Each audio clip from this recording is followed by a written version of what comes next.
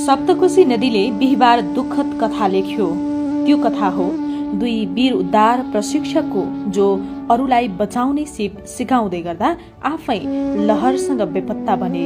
सशस्त्र प्रहरीका गोताखोर प्रशिक्षक सूरज साउद र हरदेव राजवंशी सप्तकोशी नदीमा उद्धार अभ्यासका क्रममा हराए। राजवंशी झापाका हुन्, साउद डोटीका। ती दुई मात्र गोताखोर थिएनन्, उनीहरू प्रशिक्षक थिए। देशका अन्य सुरक्षाकर्मीहरूलाई विपदका बेला कसरी ज्यान जोगाउने भन्ने सिप दिने गुरु। बिहिबार बिहानदेखि प्रशिक्षणमा व्यस्त उनीहरू दिउँसो 4 बजेतिर कोशी ब्यारेजको उत्तरतर्फ अभ्यास गराउँदै गर्दा अचानक पानीको गहिराईमा हराए। पछिल्लो केही दिन यता कोशी नदीमा पानीको बहाव असामान्य रूपमा बढेको थियो।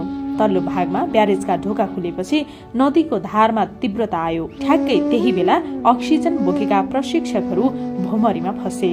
नदीले एकैछिनमा निल्यो 2 जना अनुभवी उद्धारकर्ताहरूलाई। तालिम सकिन अब 2 दिन मात्र बाँकी थियो। उनीहरूबाट प्रशिक्षण लिइरहेका प्रशिक्षार्थीहरू आफै नदीको वेगमा बगे।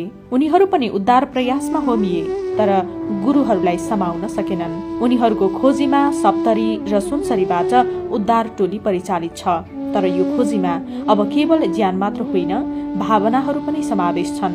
देशका लागि खचिने, बचाउने, सधैँ अगाडि उभिने 2 अनुहारहरू आज सागरको पेटमा हराएका छन्।